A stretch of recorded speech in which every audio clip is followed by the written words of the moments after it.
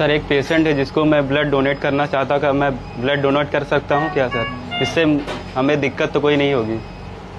अच्छा प्रश्न है। हम लोगों को रोज ऐसे मरीजों का सामना करना पड़ता है जिनको खून की कमी होती है और जिनके पास कई बार तत्काल प्रभाव से डोनर नहीं उपलब्ध होता है।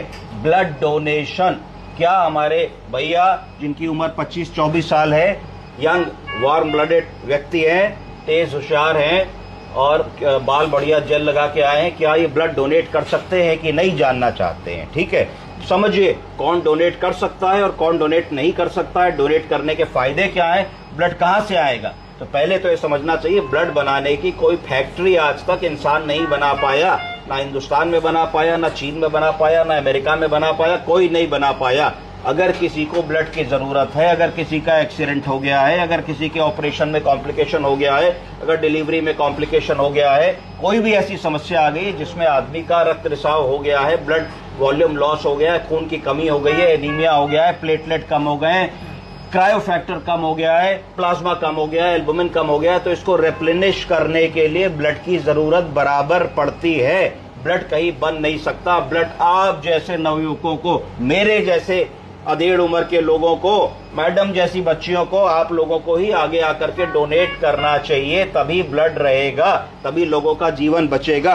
अब किस उम्र के लोग ब्लड डोनेट कर सकते हैं? सीखिए, कोई भी व्यक्ति जो 18 साल का है, 18 साल से 65 साल का व्यक्ति ब्लड डोनेट कर सकता है, कहीं से कहीं तक कोई प्रॉब्लम नहीं है, कोई सोचने की बात नहीं है। ऐसा व्यक्ति ब्लड डोनेट कर सकता है जिसका वजन 50 किलो के ऊपर हो। 50 किलो के नीचे वाले व्यक्ति को अंडर वेट, कई बार हम लोग कह देते हैं, 50 kg एंड अबव का आदमी आराम से ब्लड डोनेट कर सकता है। कोई भी ऐसा व्यक्ति ब्लड डोनेट कर सकता है जिसका हीमोग्लोबिन 12-12.5 ग्राम से ऊपर हो, वो आदमी आराम से ब्लड को डोनेट कर सकता है। लोगों का 13, 14, 15, 16 ग्राम तक हीमोग्लोबिन होता है और एक छोटा सा मेडिकल एग्जामिनेशन होता है जिसमें आपका बीपी देख लेते हैं, पल्स देख लेते हैं, आपसे पूछ लेते हैं कोई आपको 10-20 दिन में कोई कम्युनिकेबल बीमारी तो नहीं हुई, कोई बुखार तो नहीं आया, इस तरीके की कोई बात तो नहीं है, प्रीवियस ट्रांसफ्यूजन आपने कब दिया था, 3 महीने में आदमी एक ही बार ब्लड दे सकता है, तो ऐसा तो नहीं आपने पहले दिया हो। तो ये सारी बातें पूछ करके आप आसानी से ब्लड डोनेट कर सकते हैं। तो हुजूर आप ये चारों चीजों के लिए क्वालिफाई करते हैं, तो आप ब्लड दे देंगे आज, तो मरीज का भला हो जाएगा। अब किसका भला होगा? एक ब्लड क्या क्या फायदा करेगा? तो एक ब्लड डोनेशन जो है 3 जीवन बचा लेगा। 3 जीवन कैसे? एक आदमी जो डेंगू शॉक सिंड्रोम से गड़बड़ होने वाला है, ब्लीडिंग होने वाली है, जिसका प्लेटलेट कम हो गया, उसको प्लेटलेट चाहिए, तो जो आप खून देने वाले हैं वो ब्लड बैंक के अधिकारी उसको प्लाज्मा और प्लेटलेट, क्रायोफैक्टर और आरबीसी अलग कर देंगे, यानी कि खून को 4 टुकड़ों में तोड़ देंगे और 4 ऐसे लोगों को दे देंगे जिनको जरूरत है। पहले जमाने में होल ब्लड चढ़ता था कि जैसे पिक्चरों में दिखाते थे कि भाई वो अमिताभ बच्चन लेटे हैं, इधर राजेश खन्ना लेटे हैं, माँ को खून चाहिए तो दोनों तरफ से निकल रहा है और मरीज में जा रहा है। वैसा नहीं होता है। ऐसे 2 कारणों की वजह से नहीं होता। पहला कारण ये होता है कि जो भी खून लिया जाता है, ये सीखा गया, समझा गया रिसर्च में कि अगर उसको हम 3 दिन उसको एक सर्टेन टेम्परेचर पे रख देंगे तो ह्यूमन बॉडी से वो कट हो जाएगा। तो अगर उसमें कोई कम्युनिकेबल डिजीज का छोटा मोटा इन्फेक्शन का बैक्टीरिया है तो मर जाएगा। तो अगर वो हम चढ़ाएंगे तो वो मरीज को चढ़ाने से छोटा मोटा इन्फेक्शन जैसे टाइफाइड है, मलेरिया है, ये सब नहीं जाएगा। और बड़ी बीमारियां जैसे कि HIV है, हेपेटाइटिस बी है, हेपेटाइटिस C है, वो हम जांच कर लेते हैं खून चढ़ाने से पहले, जिसका लिया जाता है कि भाई इस खून में कोई कंटामिनेशन तो नहीं, इसको वायरल मार्कर्स कहा जाता है। तो जो खून लिया जाएगा इनसे, उसको सबसे पहले PRBC निकाल लिया जाएगा, तो उसको दिया जाएगा जिसका हीमोग्लोबिन कम है। दूसरे कंपोनेंट में प्लेटलेट निकाल लिया जाएगा, वो उसको दिया जाएगा जिसका प्लेटलेट कम है। तीसरे में क्रायोफैक्टर और प्लाज्मा निकाल लिया जाएगा, वो उन लोगों को दिया जाएगा जिनमें प्रोटीन बहुत कम है, एल्बुमिन बहुत कम है, बर्न के केसेस है और कई सारे इंडिकेशंस होते हैं, उसमें ऐसे मरीजों को दिया जाएगा। अब बारी आती है साहब मैं खून क्यों दूं, क्या मेरे को खून देने से कोई फायदा मिलेगा? तो सबसे बड़ी बात है कि रक्तदान महादान, इससे बड़ा सेटिस्फैक्शन कुछ नहीं मिलेगा।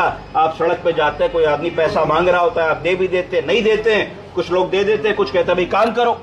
तो ये आपके लिए इससे बड़ा कोई दान नहीं हो सकता है कि आप रमजान का बढ़िया महीना चल रहा है ना, और हिंदुओं का भी कहीं आने वाला है, तो मुझे लगता है कि इससे बढ़िया अवसर नहीं है अगर हम सब लोग अपने घर से निकल करके अपने निकटतम ब्लड बैंक में जाएं और जाकर के एक यूनिट दान करें।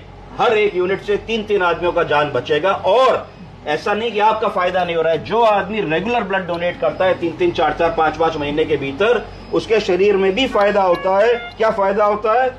उनका जो रेड ब्लड सेल्स का प्रोडक्शन है, आरबीसी का प्रोडक्शन है, वो स्टिमुलेट होता है, यानी कि उस व्यक्ति में रेड ब्लड सेल्स ज्यादा अच्छे बनते हैं, ज्यादा खून में तरोताजगी रहती है और एंटी एजिंग का काम करता है। अगर नए रेड ब्लड सेल्स बनेंगे तो उनकी ऑक्सीजन कैरिंग कैपेसिटी ज्यादा होगी, तो ब्रेन तक ब्लड ज्यादा जाएगा, एंड ऑर्गन्स तक ब्लड ज्यादा जाएगा, तो ऑर्गन की एजिंग स्लो हो जाती है।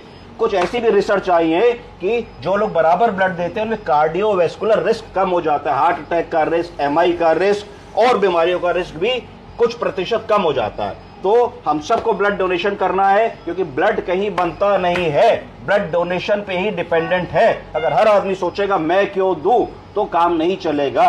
तो आज प्लेज करिए, हम सब ब्लड देंगे और हर 3-3, 4-4 महीने पे ब्लड देंगे। किसी बीमार मरीज को जरूरत होगी तो आगे आके ब्लड देंगे और ये कार्य के लिए और आगे लोगों को प्रेरित करेंगे कि आगे से आगे लोग आगे बढ़े और इस काम को करें। धन्यवाद।